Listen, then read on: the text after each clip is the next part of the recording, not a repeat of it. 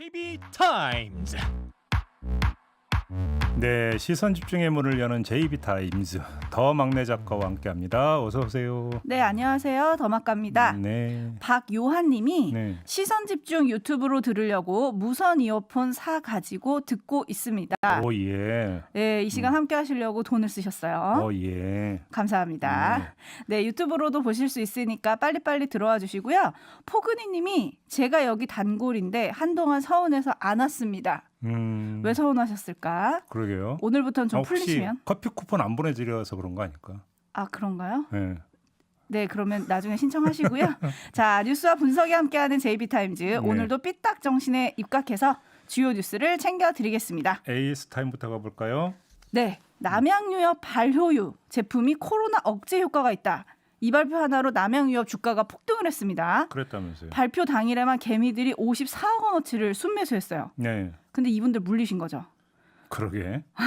어제 저희가 정재훈 교수와 인터뷰도 짚었고 비컨 뉴스에서도 짚었듯이 네. 사실과는 거리가 좀 먼 발표였습니다. 네. 정재훈 교수는 굉장히 위험한 발표다. 올바른 과학자의 자세가 아니다. 라고까지 일침을 했는데요. 네. 이후 주가가 급락을 했고요. 음. 근데 여기서 살펴볼 대목이 있습니다. 네. 남양유업 주가가 이 발표가 나오기 나흘 전부터 꿈틀댔다고 합니다. 잠깐만. 그러면 이 발표가 있을 거라는 정보가 셋 다 일부 이렇게 봐야 되는 겁니까? 지금 바로 그 부분을 의심을 하고 있어요. 이건 미공개 정보 이용이 되는 건데. 그러니까요. 이러면, 그래서 예. 이거를 그냥 해프닝으로 넘겨야 될지 본격 수사를 해야 할지 네. 어떻게 봐야 될까요? 아니 뭐 검찰에는 경찰이 왜 있습니까? 이런 거 전까지 뒤지라고 있는 게 검찰이고 경찰 아닌가요? 그러니까요. 수사해야죠. 네. 수사하면 다 나와. 이 이야기하고 네. 김치값 올랐다는 얘기는 없던가요? 아, 제가 그 뉴스는 못 봤는데. 아니 이게 주가가 오르면 김치값도 올라야 되는 거 아닌가요? 솔리상? 그러니까요. 아니, 뭐 그런 식으로 따지면 뭐 김치도 효과가 엄청 있는 거잖아요. 원조는 김치 아닙니까? 그렇게 따지면? 뭐 그렇긴 하죠. 네. 하여튼 이래가지고 이게 누군가 미공개 정보를 이용한 거 아니냐. 음. 아니면 사실 미공개 정보를 이용했든 안 했든 이 발표 때문에 순매수하신 개미분들이 지금 54억을 쓰셨다는 거 아니에요. 이틀간 쓴 거는 60억이 넘거든요. 네, 그래서 이덕형 님이 주가 조작, 언론법 위반으로 처벌하자라고 올려주셨어요. 네. 요걸로 AS 가름하고요. 네. 오늘 챙겨야 할 뉴스 정리를 해드리겠습니다. 먼저 오디오로 만나보시죠. 새로 부임한 일본 대사에게 신임장을 건네받는 자리에서 문재인 대통령은 작심한 듯 일본의 오염수 방류 결정을 문제 삼았습니다. 이 말씀을 안 드릴 수 없다면서 일본의 원전 오염수 향 방류 결정에 대해 지리적으로 가장 가깝고 바다를 공유한 한국의 우려가 매우 크다고 말했습니다. 보통 덕담을 주고받는 외교 행사에서 그것도 다른 나라 대사들과 함께한 자리에서 나온 극히 이례적인 발언입니다. 네, 요 얘기를 좀 해야 되는데 그 전에 짧게 요거부터 이야기하고 넘어갑시다. 네. 일본 정부의 고관이 그러니까 직위가 높은 관료라는 뜻이겠죠. 네. 한국과 중국의 후쿠시마 오염수 방류 항의에 대해서 이렇게 말했다는 거 아닙니까? 한국이나 중국 따위에게 듣고 싶지 않다. 이 사람 이름이랑 얼굴 공개해야 되는 거 아닙니까? 그러니까 뭐 찌질하게 또 왜 이렇게 익명의 그늘에 숨어서 이런 식으로 센 발언을 할까 싶은 생각이 드는데 네. 너희는 저열하게 놀아도 우리는 고상하게 가야 되는 거 아니겠습니까? 그래서 굳이 대거리 할 이유 없이 어디 금태두른 페트병 있으면 하나만 저한테 좀 주세요. 아, 보내시게? 아니 선물 보내드리게. 아소다라고 그런 얘기했죠. 이 오염수 마셔도 된다고. 네. 이 페트들은 그러니까 금태두른 페트병에다가 그 오염수 담아가지고 1.5리터짜리 하나 보내드리게. 얼마나 격정적인 발언 하나라고 갈등이 나겠습니까? 그죠? 아니 뭐 금태까지 두른 걸로 해요. 그냥 바가지에 퍼마시면 되지. 우리는 그래도 좀 후덕하게 가야지. 후덕하게. 넘어가시죠. 예. 아휴 정말 그냥 넘어가겠습니다. 문재인 대통령이 조금 전에 그 뉴스 오디오에 나온 것처럼 주한 일본 대사에게 신임장을 주네요 환담을 하면서 이례적으로 한마디 했어요. 네. 이 말씀을 안 드릴 수 없다. 일본의 오염수 해양 방류 결정에 대해서 지리적으로 가장 가깝고 바다를 공유한 한국의 우려가 매우 크다. 이 우려를 본국에 잘 전달해 주기 바란다. 이미 외교부가 이 그 주한 일본 대사를 초치를 해서 항의의 뜻을 전달을 했는데 대통령이 또 나서서 이렇게 이제 그 강한 메시지를 던진 거 아니겠습니까? 네. 좀 이례적인 일인데 주호영 국민의힘 원내대표는 일본을 비판함과 동시에 우리 정부도 함께 비판을 했어요. 정부가 그동안 어떤 구체적 노력을 했는지 분통이 터질 지경이다. 그러면서 국회의 관련 상임위를 소집해서 정부 대응을 따지고 대처 방안을 강구하겠다. 이런 이야기를 했어요. 근데 대통령의 말과 주호영 원내대표의 말을 대비시켜서 주목하는 이유가 있으십니까?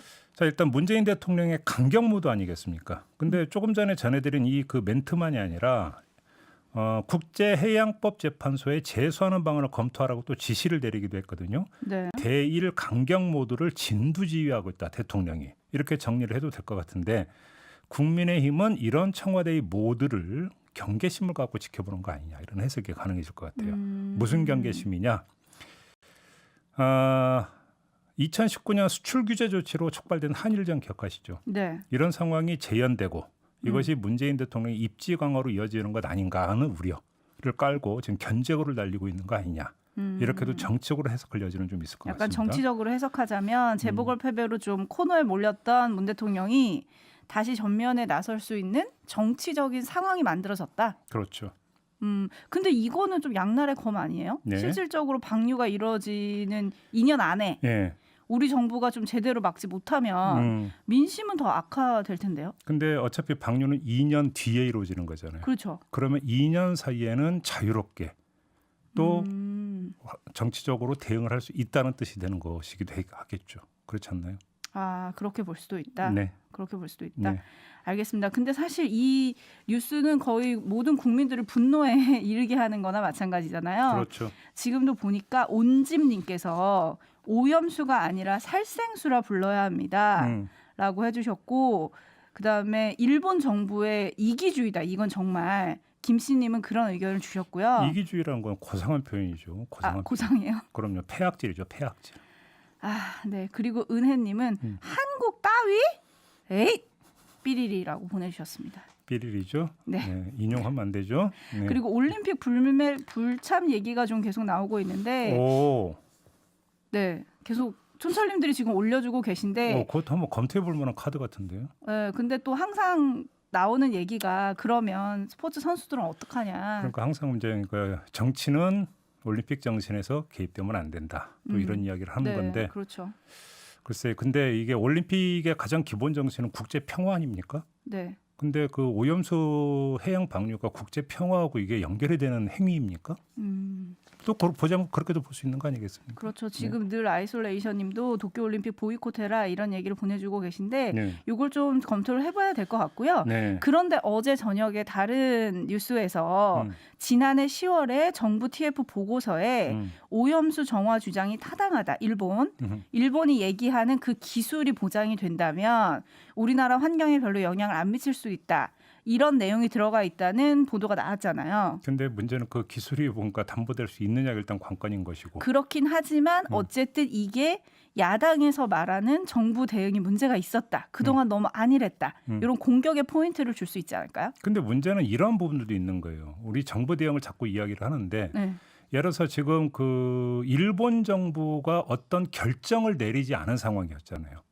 이전 그렇죠. 단계에서는. 네. 이전 단계에서는 어떤 결정을 내리지 않은 상황이기 때문에 내려지지 않은 결정에 대해서 상대 정부에 대해서 뭔가 액션을 취하는 데는 국제적으로 한계가 있는 부분은 있죠. 네. 다만 이런 점은 있겠죠. 이미 예고가 됐었던 것이기 때문에 국제 여론전이라든지 다른 나라와의 공조를 끌어내기 위한 사전 정지 작업이 얼마나 제대로 됐느냐. 이거는 충분히 평가될 수 있는 부분이라고 생각을 해요.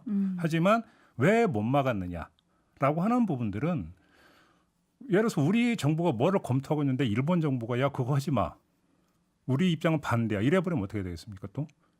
그러니까 약간 미묘한 부분들도 있다라는 것이죠. 아무튼 논란을 좀 지켜보도록 하죠. 네. 자, 그리고 다음 뉴스도 먼저 오디오로 만나보겠습니다. 지난 3월 김우남 신임 한국마사회장과 인사 담당 직원이 주고받은 대화입니다. 까다롭까 자식 버리면 내가 책임들지. 여당 삼선 의원 출신인 김 회장이 옛 보좌관을 비서실장으로 채용하려 하자 직원이 만류하는 겁니다. 상급기관인 농림부 담당자도 부정적이란 보고에 욕설이 돌아옵니다. 너 나를 얼마나 기만하는 거야 지금. 너 처음엔 뭐라 그래. 전 효관 청와대 문화비서관에 대한 의혹도 제기됐습니다. 전 비서관은 지난 2014년부터 5년간 서울시 혁신비서관을 지냈는데 이 기간 동안 자신이 창업한 옛 회사가 50여억 원 규모의 서울시 사업을 따내 일감 몰아주기가 의심된다는 내용입니다.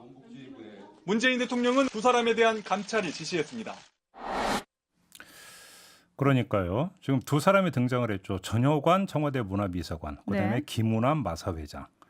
문재인 대통령이 두 사람에 대한 감찰을 전격 지시를 했는데 다시 한번 정리해드리면 전효관 비서관은 서울시 혁신기획관으로 근무하던 2014년부터 18년까지 12건, 규모로는 51억 원 규모의 사업을 한 회사에 몰아주도록 했다라는 건데 네. 수주받은 회사는 그거 2004년에 설립한 회사라는 거 아니겠습니까? 네, 포인트는 여기서 가족회사. 그렇죠. 그다음에 김문환 회장의 경우에는 삼선 의원 출신인데 올해 2월 취임한 후에 의원 시절에 자신의 보좌관이었던 사람을 비서실장으로 채용하려고 했는데 인사 담당자가 그건 특별 전형이 안 된다라고 보고하니까 폭언을 했다. 뭐 이런 건데요. 뭐 정리하고 말 것도 없이 약간 문제가 있는 것처럼 보이지 않습니까? 그러니까요. 이 점을 좀 보겠습니다. 삐딱선 정신에 입각해서 다른 점을 저는 짚겠는데요. 네. 뭐 김우남 그 마사 회장의 경우는 이건 뭐 짚고 말 것도 없는 거 아닙니까? 네, 사실은 그렇죠. 단순합니다. 예. 예, 전효관 비서관의 경우만 좀 뽑아서 짚어보겠는데 청와대가 고위 공직자 임용 배제 7대 기준을 마련한 적이 있었거든요. 아, 네, 있습니다. 기억하시죠? 네, 네. 그 가운데 하나가 뭐냐면 불법적 재산 증식이었어요. 근데 이 불법적 재산 증식이라고 하는 게 뭐냐면 본인 또는 배우자가 공직자 윤리법 및 자본시장과 금융투자업에 관한 법률 등을 위반해서 부동산, 주식, 금융거래와 관련한 미공개 중요 정보를 이용하거나 타인이 이용하게 한 경우 이걸 불법적 재산 증식으로 봐서 이런 행위를 한 사람은 임용에서 배제한다 이런 건데 네. 자 그럼 한번 따져보죠. 전효관 비서관의 경우는 여기에 해당이 될까요? 안 될까요? 안 되나요? 형식적 요건만 놓고 보면 아닐 수도 있는 거죠. 왜냐하면 자기가 세운 가족회사에 일감을 몰아준 건 부동산 문제도 아니고 주식 문제도 아니고 금융거래도 아니지 않습니까? 월급이 오가지 않았을까? 네. 아무튼 네. 그렇지 않습니까? 그래서 이 문제를 제기를 하는데 이 문제를 제기하는 다른 이유가 있어요. 뭐냐면 이해충돌방지법 제정안이 어제 국회 정무위 소위를 통과를 했거든요. 네. 저 이러면 이제 그 상임위 전체 회의 그다음에 이제 법사위 본회의를 거치게 될 텐데 그래 제정이 됐다고 치죠. 네. 그러면 이 법에 따르면 이해충돌 방지 규정은 포괄적이지 않습니까? 네. 그잖아요. 불법적 재산 증식을 이런 식으로 그러니까 좁게 해석하는 게 아니라 거의 포괄적이게 되는 이건 전형적인 이해충돌 아닙니까? 전효관 비서관의 경우에. 자 그러면 7대 기준을 그냥 고수를 할 거냐 아니면 범위를 확 넓힐 것이냐. 이 문제는 대단히 중요한 문제 아니겠습니까? 그렇죠. 그리고 당연히 이해충돌법 제정 취지에 따라서 임용 배제 기준도 당연히 확 넓어져야 되는 거 아니겠습니까? 그렇죠. 그러니까 저는 이 점을 제기하기 위해서 좀 오늘 요 말씀을 좀 드리는 겁니다. 네, 역시 삐딱정신으로 한 발 더 나가서 보자 이런 말씀인데 네. 감찰은 좀 신속하게 되려나 모르겠습니다. 네, 대통령이 지시까지 했으니까 당연히 해야 되는 거 아니겠습니까? 그렇죠. 그다음에 결과를 만찬하에 공개를 해야 되는 거고요. 4056님이 네. 높은 자리에 앉으면 자기들이 왕인 줄 아는가 해주셨고요. 네. 주주삼방님은 두 글자 보내주셨어요. 네. 으이그. 위례님, 기고만장, 아나무인, 성재경님 전혀 새롭지 않아요. 근데 뭐 이렇게 뭐 요건 따지고 제도 따지고 할 것 없이 아니 자기가 세운 가족회사에 어떻게 12건을 몰아줍니까? 네. 네? 아침부터 이렇게 열받는 뉴스를 또 가지고 오셨는지. 죄송해요. 네, JB타임즈 다음 주목할 뉴스 역시 오디오로 먼저 만나보시죠. 지난 7일 국민의힘 송원석 의원은 재보궐선거 출구조사 발표를 지켜보기 위해 당사에 들어왔다가 자신의 자리가 마련돼 있지 않자 이에 격분해 당직자에게 욕설을 퍼붓고 발길질까지 했습니다. 사과문을 내긴 했지만 갑질 폭행이라는 비난이 계속됐습니다. 사건 발생 일주일, 결국 송 의원은 당을 위한 충정으로 탈당한다고 밝혔습니다. 입이 10개라도 할 말이 없습니다. 당사자들은 물론 당원 동지 여러분과 국민들께 고개 숙여 진심으로 사과드립니다. 네. 송원석 의원의 경우를 말씀을 드렸는데 뉴스가 하나가 더 있었어요. 네네. 성폭행 의혹이 불거져서 국민의힘을 탈당했던 김병욱 의원 기억하시죠? 기억하죠. 경찰로부터 무혐의 결정을 받았다고 합니다. 네. 이 결정을 받자마자 뭐라고 이야기를 했냐면 결백이 밝혀진 만큼 신속하게 국민의힘으로 복당하겠다. 신속하게. 네. 자, 들고 나는 행위가 교차를 했는데 어제. 도대체 당이란 뭘까요? 그러니까요. 아무튼 그 당에 대한 애틋한 그 심정은 둘 다 똑같지 않습니까? 드는 마음과 나는 마음이 다르긴 하지만 당에 대한 애틋한 마음은 똑같은데 네. 당이란 도대체 뭘까라는 생각을 해봤는데 비유하자면 당은 무균실 같다. 무균실? 무슨 얘기냐면 어떤 병균도 침입해서는 안 되는 순백순결의 공간으로 설정을 하고 계신 것 같습니다. 그러니까 의혹이 제기되면 행여 얼룩이라도 묻힐까 서둘러 공간 이탈을 하는 거 아니겠습니까? 그다음에 완전 소독을 하고 나서야 되돌아오는 거 아니겠습니까? 당을 무균실로 보기 때문에 이러는 거 아닌가. 아하. 비유를 하나만 더 대면 그 봉선화 연장이라는 노래 혹시 아십니까? 네? 봉선화 연장이라고 현철 씨가 불렀던 노래 있는데 너무 올드 버전인가요? 네, 그러신 것 같네요. 그래도 네. 명곡이에요, 명곡. 아예 뭐 그걸 꺼낸 이유가 있으시죠? 그러니까 뭐냐면 손대면 톡하고 터질 것만 같아서 스스로 손절을 했고 더 이상 참지 못할 그리움을 가슴 깊이 물들이다가 끝내는 돌아가는 연장의 대상 아니냐. 아. 왜 말씀을 못하세요? 왜? 이게 지금 가사인 거죠? 네, 가사 맞습니다. 알겠습니다. 지금 푸른 하늘님께서 의원 사퇴 그리고 끝. 혜성님 참 쉽네. 탈당하면 끝. 이사야님 네. 이게 전곡인 것 같다. 탈당해도 국회의원. 음. 그래서 전 궁금했어요. 그럼 이들을 찍어준 유권자는 이들에게 어떤 존재일까? 그러니까 어떤 존재인 걸 떠나서 한번 찍어주면 그 다음엔 어떻게 해볼 도리가 없다. 유권자 입장에서 네. 국민 소환자는 이런 거 안 되고 있지 않습니까? 그렇죠. 그죠? 네. 한번 찍으면 그걸로 끝이다. 4년 뒤까지는 뭐 이런 이야기가 되는 거죠. 알겠습니다. 마무리하기 전에 네. 풀하우스님이 대박. 저한테 기적의 커피 쿠폰이 배달되었습니다. 저 이런 거 처음 받아봅니다. 오호. 감사합니다. 제이비와 더마카가 들려주는 세상 이야기 네. 앞으로도 기대하고 기다릴게요 해주셨는데 예. 요런 소소한 행복을 드리기 위해서 저희가 지금 진행하고 있는 4월 이벤트 내일까지라고 오늘도- 했죠. 내일까지. 그렇죠. 내일까지예요. 음. 아직 커피 못 받으신 분들 어떻게 하셔야 하냐면요. 네. 짧은 문자 50원, 네. 긴 문자 100원의 이용료가 부과되는 샵 8001 문자 또는 스마트 라디오 미니에 댓글 남겨주시면 하루에 20분씩 뽑아서 커피를 쏩니다. 네. 네, 지금 늦지 않았습니다. 소통해 주시면 돼요. 알겠습니다. 자, 이렇게 마무리하죠. 더마카 수고하셨습니다. 감사합니다.